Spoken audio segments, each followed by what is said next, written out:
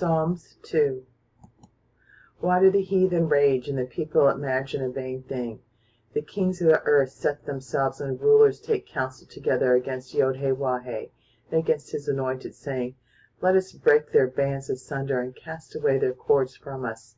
He that sitteth in the heavens shall laugh, Yod-Heh-Wah-Heh shall have them in derision. Then shall he speak unto them in his wrath, and vex them in his sore displeasure. Yet have I set my king upon my set apart hill of Zion. I will declare the decree. Yod-Heh-Wah-Heh hath said unto me, Thou art my son, this day have I begotten thee. Ask of me, and I shall give thee the heathen for thine inheritance, and the uttermost parts of the earth for thy possession. Thou shalt break them with a rod of iron, thou shalt dash them in pieces like a potter's vessel.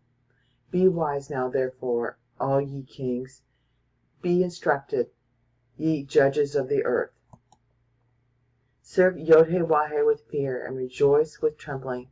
Kiss the Son, lest he be angry, and ye perish from the way, when his wrath is kindled but a little. Blessed are all they that put their trust in him.